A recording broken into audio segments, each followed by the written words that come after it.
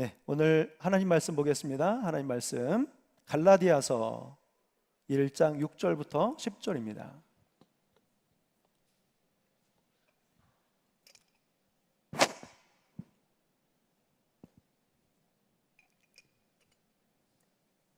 갈라디아서 1장 6절부터 10절입니다. 그리스도의 은혜로 너희를 부르신 이를 이같이 속히 떠나 다른 복음을 따르는 것을 내가 이상하게 여기노라. 다른 복음은 없나니 다만 어떤 사람들이 너희를 교란하여 그리스도의 복음을 변하게 하려 함이라. 그러나 우리나 혹은 하늘로부터 온 천사라도 우리가 너희에게 전한 복음 외에 다른 복음을 전하면 저주를 받을지어다. 우리가 전에 말하였거니와 내가 지금 다시 말하노니 만일 누구든지 너희가 받은 것 외에 다른 복음을 전하면 저주를 받을지어다. 이제 내가 사람들에게 좋게 하랴 하나님께 좋게 하랴 사람들에게 기쁨을 구하랴 내가 지금까지 사람들의 기쁨을 구하였다면 그리스도의 종이 아니니라. 아멘. 할렐루야. 네, 오늘은 다른 복음은 없습니다 라는 주제를 가지고 하나님의 말씀을 전하도록 하겠습니다. 우리가 가장 많이 말하면서도 막상 설명해 보라고 하면 설명이 쉽게 나오지 않는 말이 있습니다. 그것은 바로 복음입니다. 복음이 무엇이냐고 물으면 여러분들은 분명히 알고 계셔요. 그런데 그것을 표현하려고 그러면 그게 어렵습니다. 자, 복음은 이렇게 정의해 볼 수 있습니다. 복음은 하나님께서 인간의 구원을 위해 예수 그리스도를 통해 알려주신 기쁜 소식입니다. 자, 더 나아가 하나님의 구원 약속이 그리스도를 통해서 성취된 것, 곧 죄인을 용서하시고 화해하시며 구원하신 하나님이 하신 일들을 알리는 좋은 소식. 죄인 된 사람들을 구원하시기 위해서 근본적으로 하나님의 본체이신 예수님께서 오셔서 직접 고난을 당하시고 십자가에 못 박혀 죽으셨지만 말씀하신 대로 다시 살아나시고 이를 통해 하나님의 아들로 확정되셨으며 예수님을 믿는 자마다 멸망치 않고 영생을 얻게 하신다는 소식입니다. 자, 그러니까 복음의 핵심은 바로 예수 그리스도이십니다. 자, 복음은 예수 그리스도의 탄생과 교훈과 행적들, 예수님의 고난과 십자가, 죽음과 부활, 또 승천의 모든 내용들을 포함합니다. 이를 통해 예수님이 하나님의 아들이시라는 사실을 나의 입술로 시인하고 예수님이 나의 죄를 용서해 주시고 영원한 생명으로 인도하셨다는 사실이 믿어지면서 기쁨과 감사가 넘치기 시작하고 감격이 되어 가슴이 뜨거워지게 되는 것입니다. 그리고 이 복음을 믿음으로 우리는 구원을 받게 되는 것입니다. 저는 우리 사랑하는 성도들이 복음에 대해서 잘 알기를 원합니다. 그러기 위해서 여러분에게 권고를 드립니다. 이제부터 성경을 다시 새롭게 읽으십시오. 특별히 복음에 대해서 잘 알 수 있는 말씀이 4개의 복음서입니다. 마태복음, 마가복음, 누가복음, 요한복음. 이 복음서들의 기자들은 각자 하나님이 주신 마음을 담아서 예수님이 어떤 분이신지, 예수님이 어떤 일을 하셨는지에 대해서 잘 기록해 놓았습니다.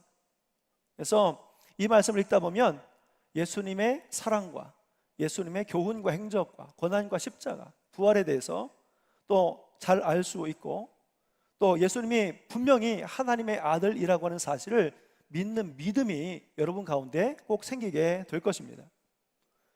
자, 말씀을 읽을 때 먼저 성령님께 여러분의 마음을 내려놓고 성령님께 도움을 구하십시오. 성령님, 오늘 이 시간 성경을 읽을 때 이 말씀이 내 안에 들어오게 하시고 하나님의 깊은 것을 통달할 수 있도록 지혜를 허락하여 주시옵소서. 이렇게 기도하면서 하나하나 천천히 읽어가시면 그 말씀이 들어오는 것을 경험하게 될 것입니다. 자, 때로 복음서를 읽다가 기적이나 혹은 축사 같은 또 부활 같은 이러한 일들을 만날 때 여러분 이 마음으로 읽으시면 그 말씀이 또한 여러분 가운데 들어오게 될 것입니다. 예수님은 인간의 몸을 입고 오신 하나님이시라는 것, 예수님은 그냥 사람이 아니라 하나님의 아들이시라는 것, 이것을 전제하여 말씀을 읽어보세요. 그러면 그 말씀이 들어오며 믿어지는 역사를 경험하게 될 것입니다. 신앙생활을 오래 하신 분들도 자, 하나님의 말씀이 나의 삶이 되려고 기도하시면서 읽으셔야 됩니다. 이 말씀을 왜 나에게 하셨을까? 이 말씀이 나에게 어떻게 하라는 것일까를 끊임없이 물으며 말씀을 읽을 때 그 말씀 안에 있는 복음이 그 사람 안으로 들어가게 됩니다. 성령님의 도움 가운데 그 말씀이 믿어지고 믿어지는 그 사람에게 하나님은 구원의 은총을 베풀어 주실 겁니다. 자, 4개의 복음서를 다 읽으셨으면 그 다음에는 순서대로 사도행전을 읽으세요. 그 사도행전은 어떤 내용이 있습니까?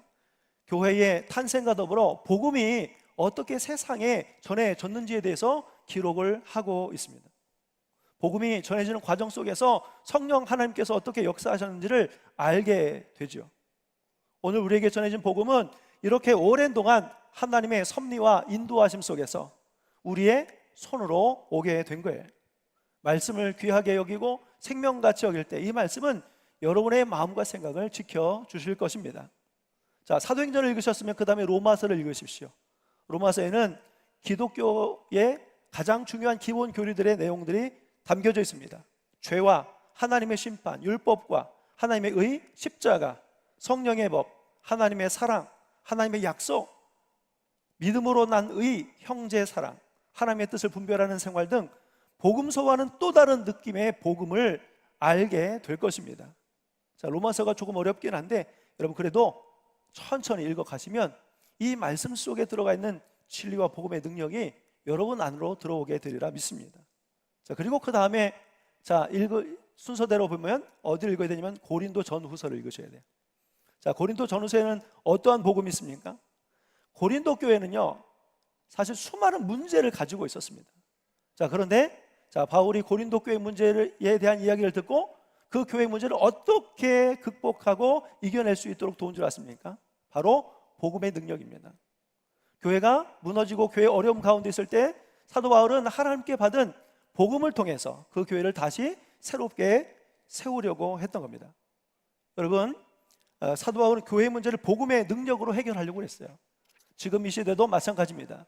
교회가 처한 어려움들은 인간적인 생각과 계획과 사람에게 물어 사는 것이 아니라 그 복음의 능력을 다시 교회 안에 세워가는 일로 교회가 그 문제를 해결해 가야 하는 것입니다. 자, 그리고 그 다음에가 바로 오늘 말씀의 갈라디아서거든요. 자, 갈라디아서는 여러분 갈라디아서 읽다 보면 로마서와 굉장히 비슷한 것을 발견할 수 있지만 이 말씀 안에 들어가 있는 아주 핵심 메시지가 있습니다. 자, 그것은 사람이 의롭다 하심을 받는 것은 행위, 곧 율법을 잘 지킨 결과가 아니라 믿음이며 구원은 하나님의 은혜로 받는다는 단순하지만 중요한 진리를 알게 해주시는 말씀이에요. 그래서 오늘 이 갈라디아서의 이 말씀을 가지고 자, 가르쳐 주신 복음의 핵심인 하나님의 은혜와 사랑에 대해서 말씀을 전하고자 합니다. 자, 오늘 말씀은 약간 공부의 성격도 있거든요. 조금 딱딱할 수 있는데 여러분 잘 집중하셔서 말씀을 잘 받으시기를 바랍니다. 자, 갈라디아서는 갈라디아에 있는 교회들에게 쓴 서신입니다. 자, 갈라디아서는 1장 1절 2절에 나와 있는 것처럼 바울이 갈라디아 지역에 있는 교회들에게 쓴 서신이에요. 근데 갈라디아가 어딘가요? 갈라디아는 소아시아의 중앙에 위치한 로마의 한 주였습니다. 그러니까 우리로 말하면 경기도, 강원도 이런 개념이에요. 자, 그리고 사도행전 13장 14장에 가보면 자, 남쪽 갈라디아의 도시였던 더베, 루스드라, 이고니온, 피시디아, 안디옥 등을 포함하는 그러한 지역이었습니다. 지도를 한번 보여드릴게요. 지도를 보여드리고 자, 아주 간단하게 설명을 하겠습니다. 자, 어디에서 출발하냐면 저 수리아 안디옥에서 자, 안디옥 교회에서 출발합니다. 실루기아에서 배를 타고 자, 구브로라고 되어 있는 지금의 키프로스 땅을 갑니다. 살라미에 도착합니다. 그리고 바보에 거쳐서 자, 이제 저쪽 지금의 터키 남부 지역입니다. 아탈리아로 갔죠. 자, 버가 아탈리아 이렇게 되죠. 그 지역에. 자, 그리고 나서 자, 그 지역은 밤빌리아 지역으로 되어 있고요. 좀 올라가 보니까 자, 갈색 제일 위쪽에 있는 부분이 어디라고 되어 있습니까? 갈라디아로 되어 있죠. 자, 갈라디아. 자, 아탈리아 버가를 지나서 비시디아 안디옥이라고 하는 곳에 이릅니다. 거기부터 갈라디아예요. 갈라디아 지역입니다. 자, 안디옥에서 바울과 바나바가 복음을 전하면서 나름 큰 성과가 있었습니다. 여기에서 너희가 십자가에 못 박여 죽인 예수님께서 죽었지만 죽은 자 가운데서 하나님이 살리셨고 이렇게 복음을 전해요. 자, 그리고 이 복음을 듣고 유대인과 유대교에 입교한 경건한 사람들이 바울과 바나바를 따랐다고 했습니다. 그 성과가 있었던 거예요. 자, 사람들은 비시디아 안디옥에서 자, 다음 안식일에도 이 말씀을 전해달라는 요청을 받을 정도로 관심을 가졌습니다. 관심을 끌었습니다. 그러나 유대인들이 시기가 가득해서 바울이 말한 것을 반박하고 비방했어요. 그리고 경건한 귀부인들과 유력한 사람들을 선동해서 바울과 바나바를 박해해서 그 지역에서 더 전도를 할 수 없게 되었습니다. 그래서 도망치듯 나온 곳이 어디냐면 바로 이고니온이었어요. 이고니온 보이시죠? 이건 루스드라 바로 이고니온으로 갔습니다. 자, 이곳에서도 사실 많은 성과가 있었어요. 복음을 전할 때 유대와 헬라와 허다한 무리들이 믿었다고 기록을 합니다. 바울과 바나바가 담대히 하나님의 말씀을 전할 때 표적과 기사가 많이 일어났었다고 말씀이 기록을 하고 있습니다. 그런데 그래서 많은 사람들이 이 두 사도를 따르게 되는데, 그러나 역시 유대인들이 이방인들의 마음을 선동하고 형제들에게 악감을 품게 해서 또다시 유대인들이 두 사도를 모독하고 돌로 치려고 해서 또 도망치듯 어디로 갔어요? 바로 루스드라로 갔습니다. 이 루스드라는 디모데의 고향이죠. 자, 그래서 루스드라에서 어떤 일이 있었냐면 발을 쓰지 못하는 사람, 나면서부터 발을 쓰지 못하는 사람을 만나게 되는데, 복음을 전할 때 그 사람이 잘 받아들이는 것을 보고 큰 소리로 이렇게 외칩니다. 그때 그 성전 미문에 앉아 있었던 안진뱅이가 일어나듯이 나면서부터 못 걸었던 그 사람이 벌떡 일어나는 기적이 일어납니다. 그래서 사람들이 그것을 보고 신기하게 여긴 나머지 바울과 바나바를 신처럼 제사하려고 했어요. 그래서 바울과 바나바가 아니다, 왜 우리를 이렇게 대하냐, 우리는 당신과 같은 성정이 같은 사람이다, 이 일을 하신 분이 하나님이시고 왜 하나님께서 일을 하셨냐면 하나님께서 바로 너희들을 다시 돌아오게 하기 위하십니다 라고 그렇게 말을 했습니다. 자, 그런데 이곳까지 유대인들이 따라와서요, 무리를 충동하고 바울을 돌로 칩니다. 돌에 맞은 바울이 죽었다고 본 거예요. 그래서 그 시신을 시외로 끌어다가 버립니다. 그런데 감사하게도 제자들이 도움으로 다시 회복이 돼요. 그래서 바나바와 함께 더베로 가서 복음을 전합니다. 지금 설명을 드렸던 지역에 복음을 전하면서 교회가 생긴 거예요. 자, 여러분 어떻습니까? 복음 전하기가 쉽지 않았죠. 하나님께서 많은 증거들을 나타내 주셨지만 어려운 가운데 복음을 전했습니다. 자, 어렵게 복음을 전하고 그 중에 많은 사람들이 예수를 영접하게 되면서 이 지역에 교회가 탄생하게 되었습니다. 자, 그 결과가 아주 값진 것이었습니다. 자, 그런데 어느 날 바울이 들었을 때 이 교회에 문제가 생겼다는 것을 알게 되었습니다. 약 2년이 지나고 난 다음에 자, 두 가지 이상한 변화가 이 교회들 가운데 있다는 소식이 들렸습니다. 그 첫 번째 변화가 뭐냐면, 첫 번째는 자, 바울에 대한 갈라디아 성도들의 마음이 바뀌었다는 이야기를 들었습니다. 바울에 대한 갈라디아 성도들의 마음이 어떻게 바뀌었을까요? 여러분, 바울이 복음을 전하고 교회가 세워질 때만 해도 갈라디아 지방의 교회들은 바울과 아주 친밀하였습니다.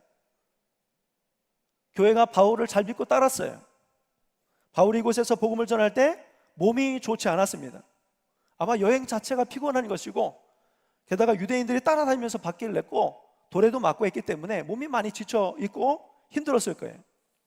자, 그러나 갈라디아 사람들은 바울과 바나바를 하나님의 천사와 같이 여겼다고 그랬어요. 그리스도 예수와 같이 영접했다고 하였습니다. 얼마나 서로의 관계가 좋았는지, 너희가 할 수만 있더라면 너희의 눈이라도 빼어 나에게 주었을 것이다 라고 말씀하고 있습니다.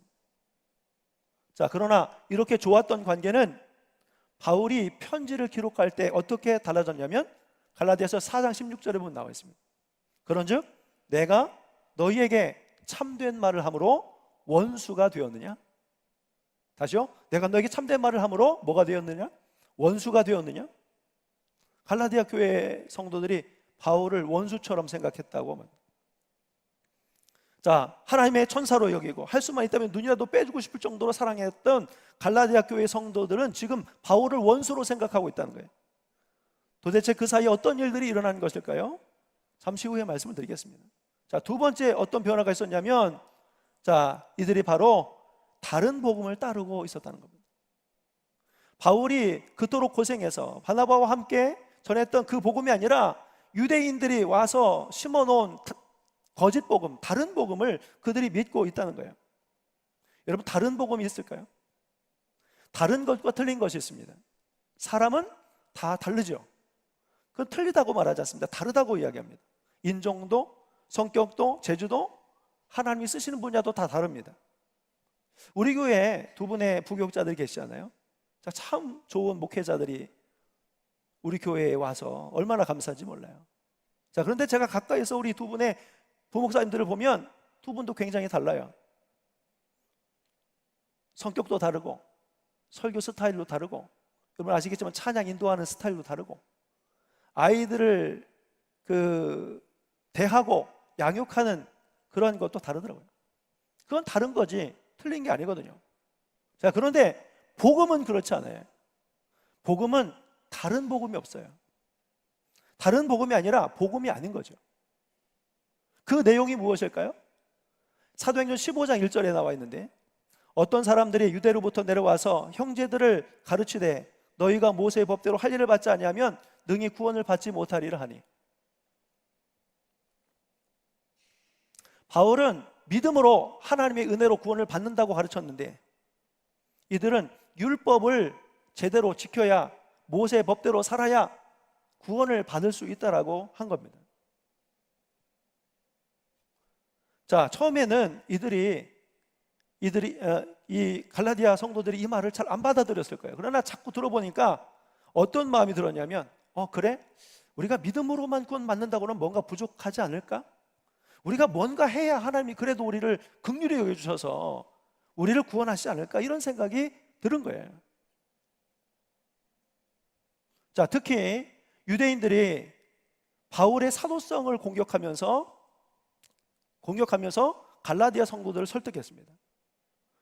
어떻게 보면 사도 바울의 입장에서는 본인이 사도라고 하는 것이 하나님의 은혜 가운데 맡겨주신 사명인 것이 분명한데, 여러분 당시에 사도라고 하는 사람들은요, 예수님의 제자이거나 예수님의 부활을 목격하고 예수님과 함께 동행한 사람들 중에 사도가 될 수 있었거든요.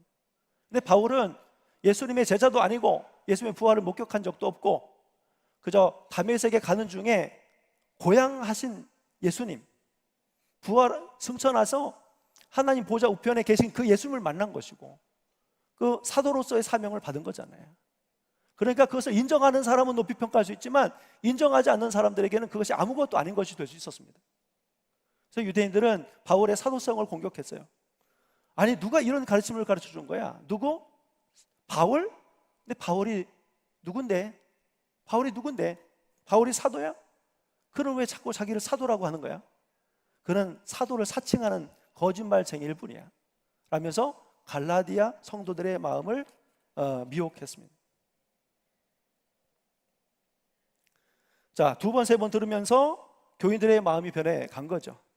자, 그래서 바울이 편지를 할 당시에는 굉장히 갈라디아 교회가 이렇게 어려운 그런 상황이 있었고, 바울에 대해서도 좋은 마음을 갖지 않았습니다. 자, 그러나 바울은 교회를 사랑하는 마음이 여전했고, 고생하면서 그리스도의 복음을 심겨진 교회들을 그냥 포기하고 내버려 둘 수가 없었던 거예요. 그래서 다시 용기를 내서 이 교회들에게 편지를 한 것입니다. 그 핵심 내용이 이거예요. 갈라디아서 2장 16절 말씀입니다. 이건 중요하기 때문에 같이 한번 읽겠습니다. 시작. 사람이 의롭게 되는 것은 율법의 행위로 말미암음이 아니요 오직 예수 그리스도를 믿음으로 말미암는 줄 알므로 우리도 그리스도 예수를 믿나니 이는 우리가 율법의 행위로서가 아니고 그리스도를 믿음으로써 의롭다함을 얻으려 함이라. 율법의 행위로서는 의롭다함을 얻을 육체가 없느니라. 아멘. 자, 이 말씀은 사람이 의롭다는 것은 율법을 얼마나 잘 지켜서가 아니고, 자, 그리스도를 믿는 믿음으로 되는 것이다. 믿음으로써 의롭다함을 얻는 것이, 율법의 행위로서는 의롭다함을 받을 육체가 하나도 없다는 겁니다. 사람들은요, 이게 쉽게 얻어지는 거에 대해서 귀하게 여기지 않는 마음이 있는 것 같아요. 사실은 이 공기도요, 굉장히 귀한 거거든요. 왜냐하면 생명이기 때문에. 물은 어떻습니까? 물도 굉장히 귀한 거거든요. 생명과 관련된 거예요. 근데 우리가 쉽게 얻을 수 있는 것이기 때문에 평상시 그에 대한 소중함을 몰라요. 그러나 어렵게 해서 얻어진 것을 굉장히 가치 있는 것으로 생각합니다. 그래서 운동을 하면서도 내가 열심히 운동해서 1등 하면 그거는 당연한 것으로 여깁니다. 공부를 해서 얻어지는 결과 귀한 것으로 여깁니다.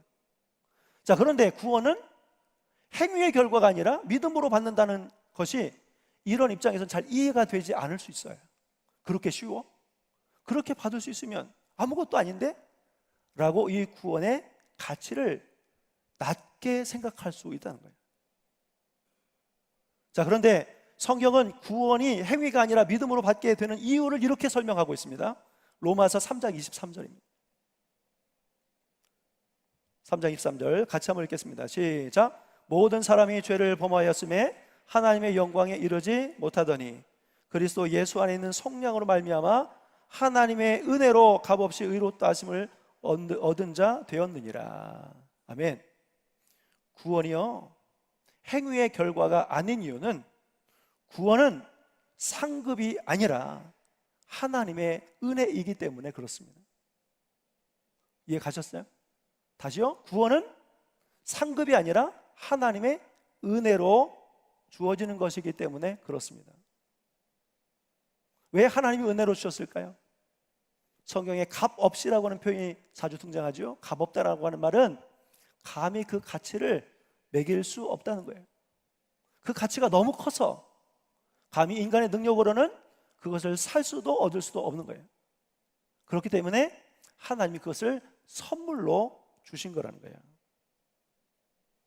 어떤 장로님께서 저에게 교도소에, 목사님이 교도소에 가서 그분들과 같이 좋은 말씀도 전해주시고 연주도 해주시고 그러면 좋을 것 같습니다 이렇게 요청하셔서 코로나 직전까지 제가 홍성교도소에서 이렇게 몇 년간 같이 장로님과 함께 사역을 한 적이 있습니다. 처음 교도소를 갈 때요, 제 마음이 얼마나 떨리는지. 흔히 영화에 보면 어떤 사람들이 교도소에 있습니까? 덩치가 산만하고, 그죠? 근육이 붙고, 대부분 머리가 짧으면서, 그죠? 인상이 험악하고, 얼굴에 칼자국이 있고, 몸에 문신으로 가득 차고, 말이 거칠고, 생각만 해도 무서운 거예요. 내가 그런 사람들을 만나러 가야 되니 얼마나 떨렸을까요? 자, 처음 갔는데 다행히 그분들이 그렇게 생기진 않으셨더라고요.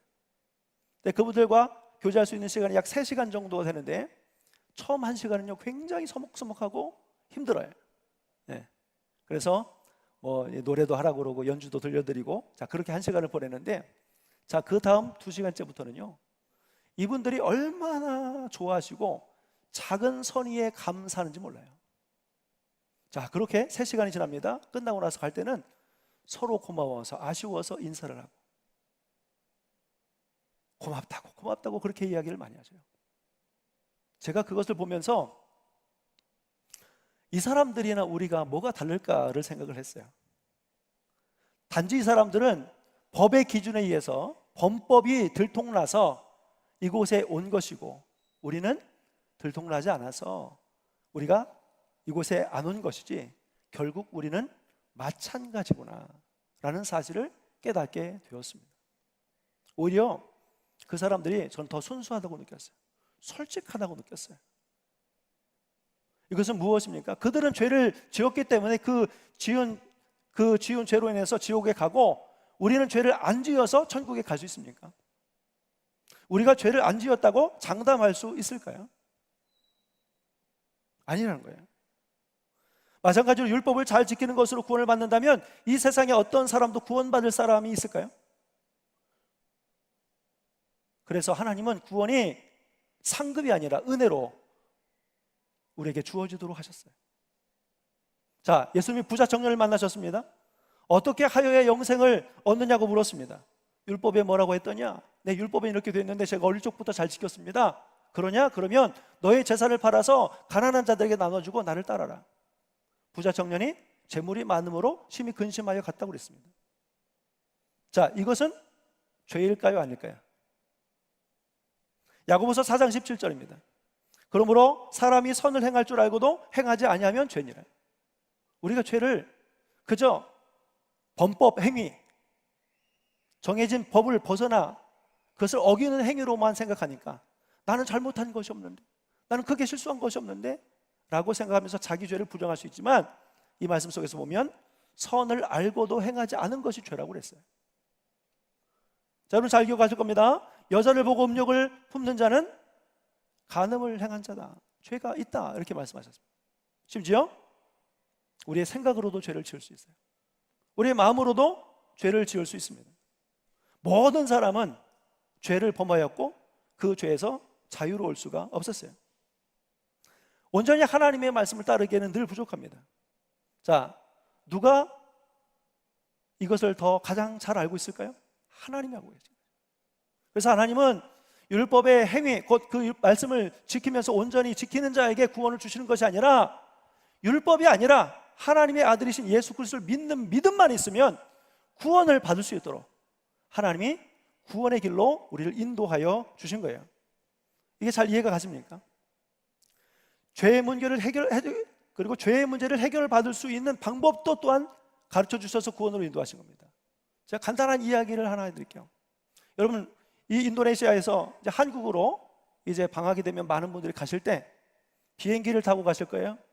그 비행기를 타고 가실 때 어떤 사람이 그 비행기에 탈까요? 유명한 사람? 힘 있는 사람? 돈 많은 사람? 어떤 사람이요? 그 티켓을 가지고 있는 그 사람. 티켓을 가지고 있는 그 사람은 그 항공사에 어떤 일을 했고 얼마큼 선행을 했고 그거에 상관없이 티켓만 가지고 있으면 그 비행기를 타고 한국에 가실 수 있잖아요. 공로가 아닙니다. 티켓입니다. 이 티켓이 뭐냐면 우리의 믿음이에요.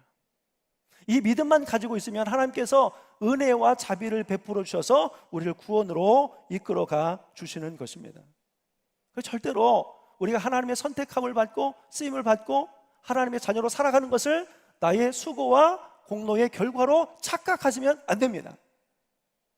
저와 같이 목회자로 부름을 받은 사람들, 여기 계신 장로님, 권사님으로 부름받아 쓰임 써주시는 분들이 우리의 공로로, 우리의 재능으로 하나님이 선택하셔서 사용하고 계신다고 생각한다면 그것만큼 큰 착각이 없어요. 그게 다 뭐냐면 은혜예요. 은혜입니다. 그것이 나의 공로로 된 것이라고 생각한다면 어떤 결과가 나오냐면 교만에 빠져요. 바리새인들처럼, 유대인들처럼. 나는 이 죄인과 같지 아니합니다. 나는 일주일에 2번의 금식을 합니다. 나는 소득의 11조를 철저하게 드립니다. 자기의 공로와 의의를 자꾸 이야기할 거예요. 그렇게 되면서 바리새인과 같이 교만한 자로 자라날 수밖에 없게 되는 것입니다. 하나님의 은혜로 된 것입니다. 여러분, 공로가 아니라 하나님의 은혜로 된 것을 꼭 기억하시고 믿으시기를 바랍니다. 자, 하나님이 사도 바울을 통해 거짓 복음에 대해서 경계함을 가르쳐 주었습니다. 그런데 이 거짓 복음이 혹 우리 속에도 들어와 있지 않은지 꼭 점검해 볼 필요가 있어요. 우리 안에 있는 복음은 진짜 복음입니까? 우리 안에는 거짓 복음이 없나요? 이런 겁니다. 세속주의, 만몬주의. 그래서 그것이 들어와 있으면 자꾸 자기 의의를 드러내고 싶은 욕구가 있어요. 나는 이 교회에서 이만큼 일을 했어, 이 교회 이렇게 헌신했어, 그러면서 자기 의의를 드러내고 싶어하는 그런 마음이 자꾸 솟구쳐 오르는 거예요. 복음이신 예수 그리스도를 믿고 따르는 것보다 세속적인 가치를 위해서 복음을 이용하는 자로, 수단으로 이용하는 자로 살기 딱 쉽습니다. 내 뜻을 이루기 위해서 복음이신 예수님이 필요하다고 여기는 거죠. 이거요, 거짓 복음입니다. 안타깝게도 복음의 주인공이 바뀌어 있어요. 예수님이어야 되는데 우리가 복음의 주인이 되어 있지 않습니까? 예수가 나의 구주가 되시고 주인이 되시는 것보다 예수와 잘 사귀고 동행하여 받는 유익이 우리의 목적이 되는 삶은 변질된 복음이에요. 거짓 복음으로 살아가고 있는 거예요. 여러분, 복음을 믿는다는 것은 하용조 목사님 표현에 의하면 이렇게 했습니다. 예수 그리스도를 붙잡고 사는 것이다. 여러분 믿습니까? 아멘. 아무리 해도 내 안에 예수 그리스도께서 계시고 그분의 통치를 따라 살지 않으면 내가 믿음이 있는 사람이 아니라고 했어요. 기도를 하루에 몇 시간 해도, 1년에 성경을 몇 번씩 통독해도 내 안에 예수님에 대한 사랑과 예수님에 대한 믿음과 신뢰와 의지가, 그분의 통치하심이 없다면 그 사람은 구원받은 사람인지 의심해 보아야 한다고 했습니다. 여러분이 지금 믿음으로 말미암아 하나님의 은혜로 구원받았다는 사실을 믿는다면 우리의 삶에서 하나님의 모습이 나와야 돼요. 하나님의 냄새가 나야 돼요. 온유와 겸손, 사랑과 용서, 기쁨과 감사와 헌신과 충성이 우리의 삶을 통해서 나타나야 합니다. 구원받은 자의 삶이기 때문에 그렇습니다. 주님이 원하시고 기뻐하시는 일을 해야 합니다. 자, 오늘 말씀을 통해서 우리 안에 복음 아닌 다른 복음, 가짜 복음이 있다는 것을 발견하고 느꼈다면 회개하며 돌이킬 수 있는 은혜가 있으시기를 바랍니다. 우리 때문에 값진 복음이 싸구려 복음이 되지 않도록 복음의 가치를 지켜나가는 우리 사랑하는 모든 성도들이 될 수 있기를 예수님의 이름으로 간절히 축원합니다. 그래서 우리를 위해서 기꺼이 하나밖에 없는 아들 독생자 예수 그리스도를 보내주시고 그 몸을 찢으시고 죽이셔서 우리의 죄의 문제를 해결해 주시고 구원으로 이끄셨던 하나님의 뜻과 소망이 여러분의 삶 가운데도 온전히 이루어지기를 간절히 축원합니다. 오늘 말씀을 잘 기억하시고 우리 안에는 거짓 복음을 발견하고 깨닫고 회개하고 하나님 앞에 더 가까이 나가 하나님의 통치하심을 받는 우리 사랑하는 모든 성도들이 되시기를 예수님의 이름으로 간절히 축원합니다. 기도하겠습니다. 거룩하신 하나님 아버지, 갈라디아 교회뿐 아니라 우리 안에도 거짓 복음, 가짜 복음이 있다면 알게 해주시고 예수님이 아닌 내가 삶의 주인이고 나의 뜻을 이루기 위해 예수님을 이용하는 저희들이 되지 않도록 인도하여 주옵소서. 감히 어느 값으로도 살 수 없어 은혜로 주신 복음이 싸구려 복음이 되지 않도록 복음의 가치를 지켜나가는 우리 모두가 되게 하여 주시옵소서. 거룩하신 예수님의 이름으로 기도하옵나이다. 아멘. 이제 다 자리에서 일어서셔서 찬양하시고 함께 주신 말씀 붙잡고 기도하겠습니다.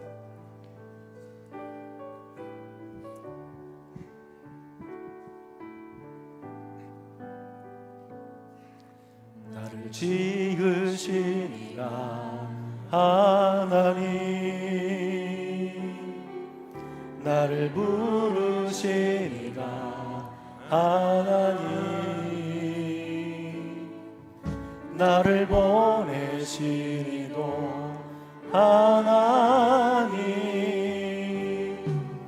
나의 나 된 것은 다 하나님 은혜라.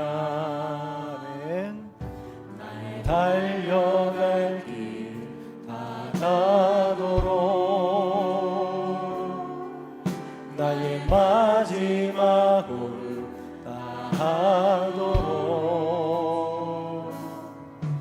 나로 그 십자가 품게 하시니 나의 나 된 것은 다 하나님 은혜라. 한량없는 은혜, 한량없는 은혜, 갚을 길 없는 은혜, 내 삶을 애워싸는 하나님의 은혜,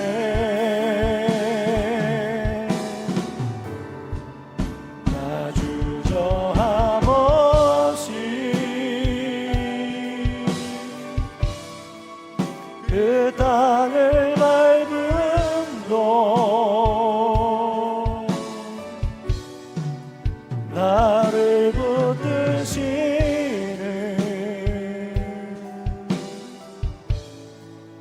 하나님의 은혜. 함께 기도하겠습니다. 여러분, 복음은 지식이 아닙니다. 복음은 신념도 아닙니다. 이렇게 말씀드려도 될까요? 복음이 목적이라기보다는 복음은 능력입니다. 여러분을 구원하는 능력이 복음 안에 있습니다. 예수 그리스도를 믿는 그 믿음, 그분이 하나님의 아들이시며 십자가 사건을 통해서 우리의 모든 죄를 소멸하시고 건져내신, 우리의 죄를 말갛게 씻기신 분이 예수 그리스도라고 하는 그 믿음이 하나님, 그것이 바로 믿음입니다. 하나님의 뜻을 따라, 하나님의 계획하심 따라 하나님이 우리를 그렇게 구원으로 이끌어 주신 거예요. 오늘 말씀을 통해서 우리가 기억했으면 좋겠습니다. 첫 번째는 복음을 더 알기 위해서 하나님, 우리가 더 말씀 읽겠습니다. 말씀을 더 사모하며 나아가도록 하겠습니다. 두 번째, 우리의 삶 속에 혹시 거짓 복음이 들어가 있지 않는지 분별해 보겠습니다. 하나님 비춰보겠습니다. 거짓 복음 없애겠습니다. 세 번째는 지금의 우리의 모습, 우리를 구원으로 이끌어 가시는 하나님의 은혜가 우리의 삶 가운데 있는 것이 너무나 감사합니다. 우리 세 가지 말씀을 기억하고 기도 제목 삼고 우리의 속에 심도록 하겠습니다. 이 시간에 주신 말씀 붙잡고 함께 기도함으로 하나님 앞에 나갑시다. 기도하겠습니다. 거룩하시고 자비하신 하나님 아버지, 은혜와 사랑을 감사합니다. 하나님, 오늘 아버지 주여 복음, 하나님 아버지 그 복음의 능력을 하나님 말씀으로 전하게 하여 주셨습니다. 왜 복음이어야 하는지, 복음이 무엇인지 하나님 아버지 알게 하여 주셨습니다. 복음이 우리에게 지식으로 머물지 않도록, 신념으로 머물고 끝나지 않도록 능력으로 나올 수 있도록 하나님 우리를 붙잡아 주시옵시고, 이 복음의 능력 안에서 우리가 온전한 구원에 이룰 수 있도록 하나님 붙잡아 주시옵소서. 아버지, 우리를 위해서 기꺼이 2000년 전에 하나님의 아들 예수 그리스도를 이 땅에 보내주시고 당신의 아들의 몸을 찢으시고 십자가에 달려 죽고 아버지 또 부활하여 하나님의 아들심을 확증하며 아버지 그를 믿는 자마다 멸망치 않고 영생을 얻게 하여 주신다는 하나님의 말씀을 확증해 주신 줄 믿습니다. 하나님 아버지, 이 복음이 남의 복음이 아니라 나의 복음이 되게 하여 주시옵소서. 하나님 아버지, 온 시간 아버지 교회를 복음으로 다스려 주시옵시고 복음으로 세워 주시옵시고 복음으로 건져 주시고 복음의 능력 안에 승리하게 하여 주시옵소서. 하나님 아버지, 우리가 말씀 읽기를 다시 시작합니다. 복음을 더 정확하게 깊이 알기 위해서 말씀을 아버지 하나님 읽기 시작하는 저를 되게 하여 주시옵소서. 하나님, 또 이렇게 하나님 아버지 그 말씀 앞에 비추어 우리 속에 거짓 복음 아닌 것들로 마치 복음처럼 여겨졌던 것들이 드러나게 하실 때에 회개하며 하나님 아버지 그 거짓 복음을 아버지 드러낼 수 있도록 하나님 인도하여 주시옵소서. 하나님 아버지, 저 하나님의 은혜 가운데 살아가고 있는 저희들임을 아버지 알게 하여 주셨습니다. 잠시라도 하나님의 은혜 없이는 살 수 없는 저희들입니다. 아버지 그 은혜 아버지 늘 기억하며 감사하는 늘 되게 도와주시옵시고, 또한 우리의 구원 또한 아버지 우리의 믿음으로 말미암아 하나님의 은혜 가운데 구원받게 하여 주신 이 진리를 다시 한번 아버지 주여 의심하지 않고 내 마음에 새길 수 있도록 하나님이 인도하여 주시옵시고, 그 은혜를 받은 우리를 아버지 그 은혜를 생각하며 하나님의 기쁨이 되는 삶을 살아갈 수 있도록 인도해 주시옵시고, 하나님의 인격과 성품이 하나님 아버지 있게 하시고 하나님을 향한 우리의 사랑하는 마음과 주신 마음의 감동과 사명을 따라 살아가는 우리 푸른 교회가 될 수 있도록 하나님 인도하시고 붙잡아 주시옵소서. 오늘 이 말씀이 우리 속에 들어올 수 있도록 성령님 인도하여 주옵소서. 아버지께 각 신앙생활을 시작하신 우리 성도님들이 있습니다. 그들의 마음을 만져주시고 그들의 마음의 맛을 좋게 하여 주시옵소서. 열어주셔서 이 말씀이 심겨지게 하여 주시고 또 믿어지는 은혜가 있게 하여 주시옵소서. 하나님이 교회를 붙들으시고 하나님 붙잡아 주시고 복음으로 새롭게 하여 주시옵소서. 거룩하신 아버지, 오늘부터 복음을 더 정확하게 분명하게 깊이 알기 위해서 말씀을 읽어라 하신 하나님의 음성을 새기겠습니다. 너희 안에 혹시 거짓 복음이 있는지 살펴라 하신 음성을 따라서 주님 중심, 하나님 중심, 알게 모르게 세속적이고 인간 중심적인 그러한 삶이 마치 복음처럼 가장하여 우리 속에 있는 것을 드러내는 저희들이 되겠습니다. 하나님 도와주시옵소서. 또한 지금까지 지내온 것 구원에 이르도록 우리에게 믿음을 갖게 하시고 은혜로 인도하신 하나님을 기억하고 감사하는 삶을 살아갈 수 있도록 인도하여 주옵소서. 바로 이 복음의 능력이 우리 성도들을 깨우게 하시고 교회를 강건하게 하시고 세상을 살리는 능력이 되게 하여 주시옵소서. 하나님, 오늘 이 말씀이 성도들의 마음 깊이 새겨지게 하시고 열매 맺을 때까지 인내하게 하시고 절대로 뺏기지 않는 말씀 되게 하여 주옵소서. 이제는 우리 주 예수 그리스도의 크신 은혜와 하나님 아버지의 깊고 묘하신 사랑하심과 성령님의 감동감과 역사 교제 교통하심이 복음의 능력 안에 하나님의 은혜로 살고자 하는 우리 사랑하는 이 자리에 함께 모든 성도들과 저들의 가정과 후손과 일터 위에 이 나라의 민족과 세계 열방 위에 이제로부터 영원토록 함께 하시기를 간절히 축원하옵나이다. 아멘.